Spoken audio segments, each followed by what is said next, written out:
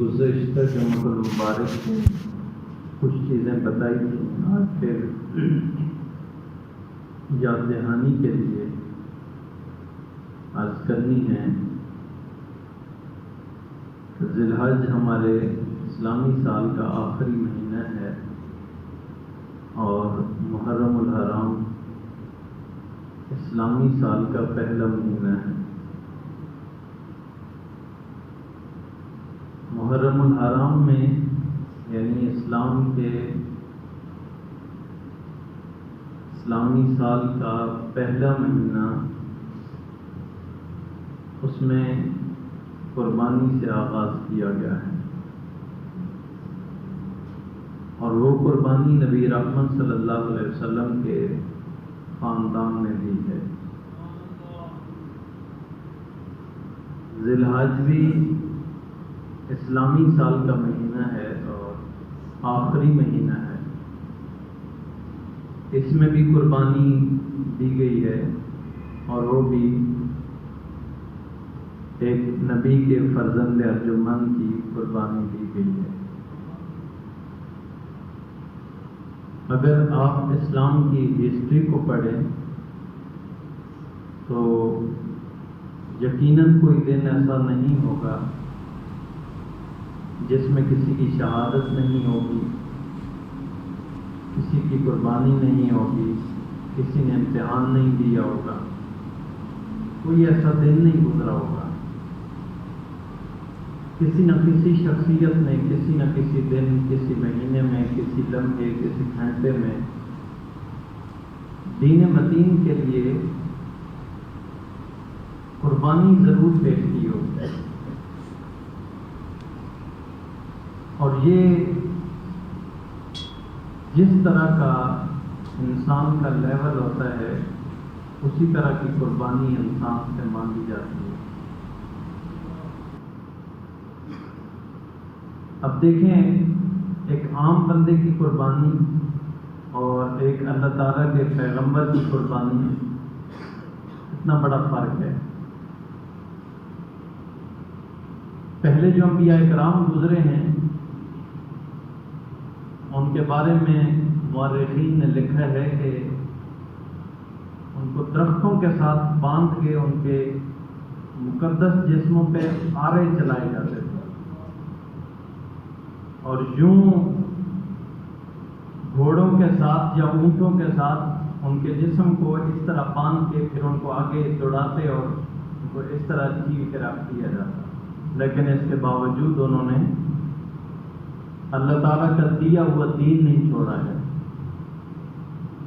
اور پھر نبی رحمت صلی اللہ علیہ وسلم کی زندگی کو پڑھا جائے تو آپ کی زندگی کا لمحہ لمحہ قربانیوں میں گزرا ہے، امتحان میں گزرا ہے، گھر میں، مسجد میں، بازار میں آپ نے دین متین کا پیغام لوگوں تک پہنچایا، اور یہ سارا قربانیوں کے اوپر مبنی ہے۔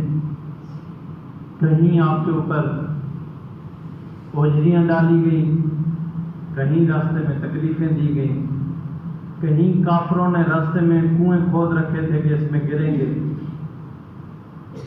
کہیں منافقوں نے ایسی مسجدیں بنا رکھی تھیں جس کے منڈیر کے اوپر انہوں نے پتھر رکھے ہوئے تھے کہ نعوذ باللہ من ذالک، نبی رحمت صلی اللہ علیہ وسلم آئیں گے، یہاں بیٹھیں گے، ہم اوپر سے پتھر گرائیں گے۔ اور ان کا ذکر قرآن کریم میں 11ویں سپارے میں مسجد درار کے نام سے موجود ہے، اگر آپ پڑھنا چاہیں تو۔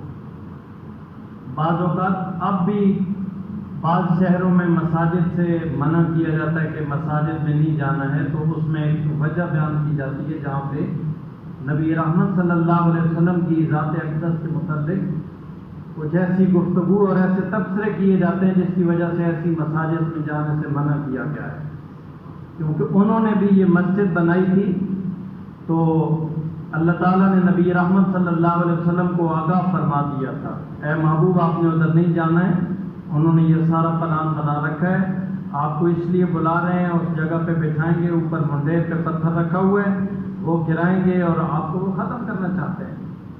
حالانکہ ظاہری طور پہ وہ دعوت دینے کے لیے آئے کہ آپ ہمارے پاس تشریف لے کے آئیں، برکت ہوگی، فلاں ہوگا، یہ ہوگا، لیکن اندر سے منافقت تھی۔ تو اس طریقے سے بعض جگہوں پہ نام مسجد کا ہی رکھا ہوتا ہے، لیکن اندر سے لوگوں کو بتایا جاتا ہے کہ نبی کریم صلی اللہ علیہ وسلم کر کچھ نہیں سکتے، بتا کچھ نہیں سکتے، نفع نہیں دے سکتے، کچھ بھی نہیں کر سکتے۔ تو ظاہری طور پہ تو سارا ڈھانچہ مسجد والا ہے، لیکن اصل میں اندر میں کوئی اور چیز ہے۔ بہرحال بتانے کا مقصد یہ ہے کہ دین اسلام آغاز سے لے کے انتہا تک قربانی کا نام ہے، اور یہ جو ذی الحج کا مہینہ ہے یہ آخری مہینہ ہے، اور اس میں بھی بہت بڑی قربانی دی گئی ہے، جو صدیوں تک اللہ تعالیٰ نے اپنے پیغمبر کی سنت کو زندہ رکھنے کا اہتمام کر دیا ہے۔ اب جب حضرت ابراہیم علیہ السلام نے حضرت اسماعیل علیہ السلام کو یہ اپنا خواب سنایا کہ بیٹا میں نے اس طرح دیکھا ہے، مجھے اس طرح حکم ہوا ہے، آپ بتاؤ آپ کی کیا مرضی ہے، کیا کرنا چاہتے ہو؟ تو کوئی اولاد آج کے معاشرے کے ہوتی تو شاید گلے سے پکڑ لیتی کہ خواب آیا ہے، خیر تو ہے نا، کیا کرنے لگے ہیں آپ؟ لیکن وہ حضرت اسماعیل علیہ السلام تھے، اور انہوں نے ایک پیغمبر کے سائے میں پرورش پائی تھی۔ انہوں نے جو عرض کی ہے وہ قرآن کریم میں ان لفظوں کے ساتھ ان کو نقل کیا گیا ہے، یا ابت افعل ما تؤمر، اے میرے والد گرامی آپ صرف مجھے ذبح نہ کریں، جو آپ کو حکم دیا گیا ہے، اگر ٹکڑے کرنے کا حکم دیا گیا ہے ٹکڑے کر دیں، کوئی اور حکم دیا گیا ہے کر دیں، آپ انشاءاللہ آپ مجھے صبر کرنے والا پائیں۔ پھر دیکھیں حضرت ابراہیم علیہ السلام، یہ لمبا واقعہ آپ علماء سے سماعت فرماتے ہیں، آپ مخصوص جگہ پہ آپ کو لے کے گئے، آسمان بھی دیکھ رہا تھا اور ساری مخلوق بھی یہ نظارہ دیکھ رہی تھی، اور اس وقت اللہ تعالیٰ اپنے فرشتوں کو یوں فرما رہے ہوں گے کہ میرے فرشتوں تم کہتے تھے نا کہ انسان کو خلیفہ نہ بنا، آج دیکھو نا میرا خلیل کس طریقے سے قربانی پیش کر رہا ہے۔ اور حضرت ابراہیم علیہ السلام نے اپنی آنکھوں کے اوپر پٹی باندھی نا، حضرت اسماعیل علیہ السلام نے عرض کی ہے پٹی باندھنے کی ضرورت نہیں ہے، بس جو آپ کو حکم ہوا ہے آپ کر دیں۔ چھری تیز کی، گلے کے اوپر رکھی، چلائی، زور لگایا، چھری کام نہیں کر رہی ہے، غصے سے اس کو تیز کیا، پھر چلائی، پھر تیز کیا، پھر چلائی، تیسری مرتبہ نا چھری چلی تو خوش ہو گئے، شکر ہے قربانی میری اللہ کی بارگاہ میں قبول ہو گئی۔ جب دیکھا ہے تو ذبح جو ہوا پڑا ہے وہ دمبا ہے، اور حضرت اسماعیل علیہ السلام پاس کھڑے ہیں ہاتھ پھیلا، اور اللہ کریم نے فرمایا ابراہیم آپ کو جو کہا گیا ہے آپ نے اپنا سچ کر دکھایا، آپ کی قربانی ہم اپنی بارگاہ میں قبول کرتے ہیں۔ تو یہ آپ کی ادا اللہ کی بارگاہ میں اتنی پسند کی گئی کہ پھر نبی رحمت صلی اللہ علیہ وسلم کی بارگاہ میں بھی صحابہ کرام نے پوچھا ہے اللہ کے حبیب یہ قربانی کیا ہے؟ تو نبی کریم صلی اللہ علیہ وسلم نے ارشاد فرمایا یہ تمہارے باپ ابراہیم علیہ السلام کی سنت ہے، یہ نہیں فرمایا میری سنت ہے، فرمایا تمہارے باپ ابراہیم علیہ السلام کی سنت ہے۔ تو صحابہ کرام عرض کرتے ہیں اللہ کے حبیب اس میں ہمارے لیے کیا ہے؟ نبی کریم صلی اللہ علیہ وسلم نے ارشاد فرمایا میرے صحابہ جو بندہ قربانی کا جانور ذبح کرتا ہے نا، جتنے اس کے جسم کے اوپر بال ہوتے ہیں ہر بال کے بدلے میں اللہ اس کو نیکی عطا فرماتا ہے، اور قیامت کے دن کتنا بڑا فائدہ ہے۔ فرمایا یہ اپنے گوشت پوست کے ساتھ بلکہ بول و براز کے ساتھ، یعنی اس کے جو گوبر ہوگا اس کو بھی ساتھ رکھا جائے گا، جو اس کے کھر ہوں گے اس کو ساتھ رکھا جائے گا، اور نیکیوں کے پلڑے میں اس کو شمار کیا جائے گا جو قربانی والا جانور ہوگا۔ اور اس کا فائدہ کیا ہے؟ جب قبر سے اٹھیں گے تو سواری چاہیے ہوگی جو آج آپ نے اللہ کی رضا کے لیے، کس کے لیے؟ اونچا بولیں، اللہ کی رضا کے لیے، اللہ کی رضا کے لیے۔ ایک ہوتا ہے محلے کی خوشنودی کے لیے، ایک ہوتا ہے شہر کو دکھانے کے لیے، ایک ہوتا ہے لوگوں میں نام بڑھانے کے لیے، ایک ہوتا ہے اللہ کی رضا کے لیے۔ جو بندہ اللہ کی رضا کے لیے قربانی کرتا ہے نا، قیامت والے دن جب قبر سے اٹھے گا تو وہ قربانی والا جانور اس کے پاس کھڑا ہوگا اور اس کی سواری کا اہتمام کیا جائے گا۔ اس لیے اپنا فرما جانور، اچھا جانور، خوبصورت جانور جو آپ کو پسند ہے، یہ نہ ہو جس کی ہڈیاں نکلی ہوئی ہیں، بھائی ٹھیک ہے قربانی جو کرنی ہے ہو جائے گی۔ پتہ ہے اگر میرے اور آپ کے اوپر ہوتا کہ آپ نے اپنے بیٹے کو ذبح کرنا ہے تو کیا ہم کر سکیں گے؟ بولیں، ہمارے اندر جگر ہے اتنا؟ ہم تو کوئی تھپڑ مارے تو ہم برداشت نہیں کرتے ہیں، ذبح کرنا تو کہاں دور کی بات ہے۔ یہ تو اللہ کے خلیل کا جگرا تھا جو انہوں نے ان کے گلے کے اوپر چھری رکھی تھی۔ تو اگر بیٹے ہم نے ذبح کرنے ہوتے تو پتہ نہیں کیا ہوتا، اور ہمارے میں سے پتہ نہیں کون قربانی کے لیے تیار ہوتا۔ لیکن یہ شکر کرے اللہ تعالیٰ نے مجھے اور آپ کو ان چیزوں سے بچا کے ہمارے لیول کے مطابق ہمارے اوپر قربانی واجب کی ہے، اور وہ ہم نے جانور ذبح کرنے ہیں۔ اس کو کم از کم اتنا سارا ٹھیک ہونا چاہیے جو آپ کو پسند ہے۔ اللہ تعالیٰ نے حضرت ابراہیم علیہ السلام کو فرمایا تھا اپنی محبوب چیز قربان کریں۔ کیا کریں؟ اونچا بولیں۔ وہ ایک بزرگ ہیں، انہوں نے بڑا خوبصورت سا جملہ لکھا ہے، وہ فرماتے ہیں حضرت ابراہیم علیہ السلام نے نا اپنی محبوب سے حضرت اسماعیل علیہ السلام کو قربان کیا تھا، اللہ کی بارگاہ میں چھری رکھی تھی، اور ہر شخص کا کوئی نہ کوئی اسماعیل ضرور ہوتا ہے، ہر شخص کا کوئی نہ کوئی اسماعیل ضرور ہوتا ہے، یعنی ہر شخص کی کوئی نہ کوئی محبوب شے ضرور ہوتی ہے۔ تو اپنی محبوب شے، اپنی پسندیدہ شے، اپنی دل لگی چیز کو اللہ کی بارگاہ میں قربان کیا کریں۔ دیکھیں، آپ دیکھیں کون سا جانور آپ قربان کر رہے ہیں، آپ کو پتہ ہے قیمت میں کتنا ہے، جسمانی طور پہ کتنا ہے، اس کی کنڈیشن کیا ہے، یہ آپ کو پتہ ہے۔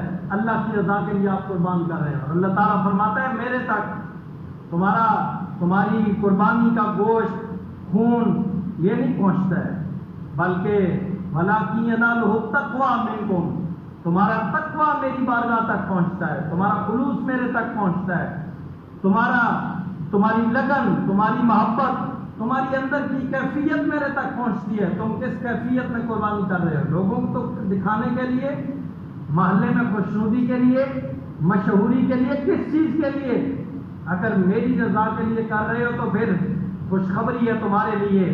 حضرت سیدہ طیبہ طاہرہ حضرت فاطمہ الزہرا رضی اللہ تعالی عنہا، نبی رحمت صلی اللہ علیہ وسلم نے آپ کو فرمایا آپ کی قربانی کا جانور ذبح ہونے والا ہے تو آپ قریب آئیں، اور یہ سب خوشخبری سنائی ہے کہ میری لخت جگر، جو بندہ اللہ کی رضا کے لیے قربانی کرے گا نا، اس جانور کا خون زمین کے اوپر گرنے سے پہلے پہلے اللہ قربانی کرنے والے کے گناہ معاف کرے گا۔ سبحان اللہ، سبحان اللہ، سبحان اللہ۔ بندہ کوئی کرے تو صحیح، اللہ نے تو راستے کھول رکھے ہیں، دروازے کھول رکھے ہیں، اور قربانی جیسے ہم جانور قربان کرتے ہیں نا، اس میں مجھے اور آپ کو بہت ساری اور قربانیاں دینے کی ضرورت ہوتی ہے۔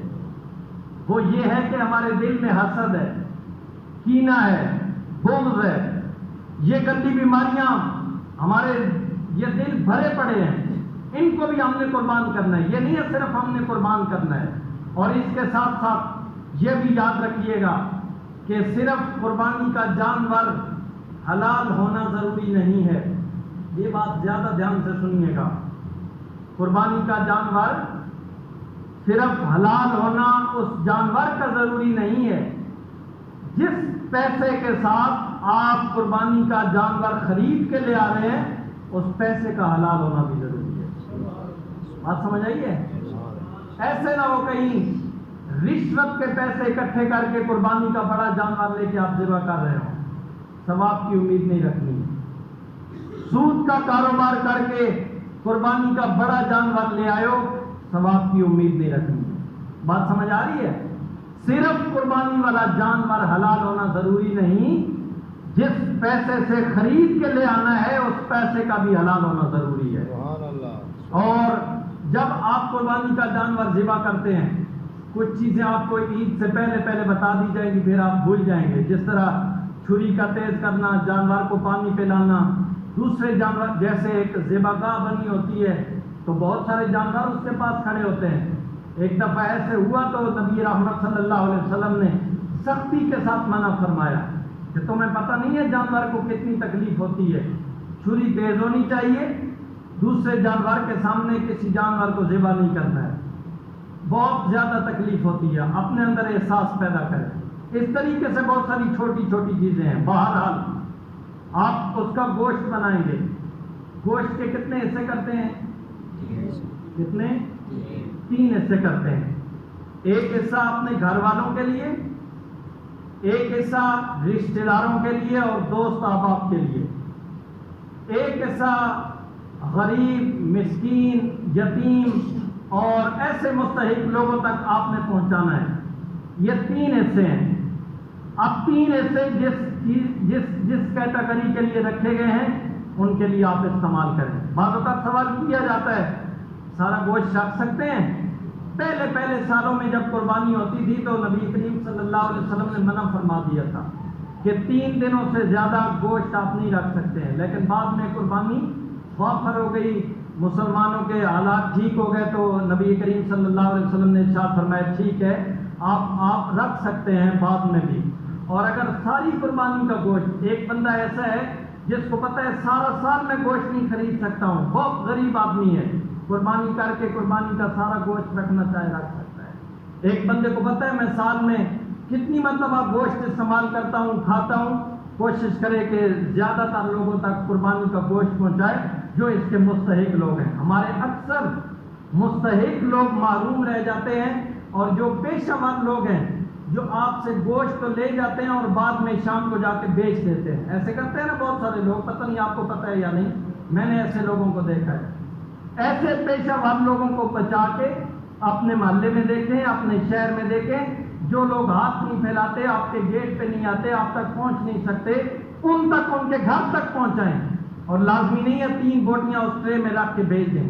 دیکھیں گھر میں بندے کتنے ہیں، زیادہ تھوڑا نہیں، اتنے سارے دیکھ لیں کہ جتنے بندے ہیں کم از کم ان کی ایک ٹائم کی ہانڈی ضرور بن جائے، اتنا سارا گوشت وہاں پہ ضرور بھیج دے رہے ہیں۔ غریب، مسکین، یتیم، ایسے لوگوں کو خود ڈھونڈ کے ان تک گوشت پہنچانا ہے تاکہ ہم قربانی کی روح تک پہنچ سکیں۔ اور میں نے پچھلے 2-3 دن پہلے ہمارے پاس درس قرآن ہوا تو میں نے وہاں پہ یہ بات عرض کی ہے کہ وہ ایک بہن کا چھوٹا بھائی نا فوت ہو گیا گھر میں، تو دوسرے تیسرے دن وہ جو چھوٹی بچی تھی وہ اپنی ماں سے کہتی ہے کہ ماں مجھے یہ بتاؤ یہ جو میرا دوسرا بھائی ہے یہ کب مرے گا؟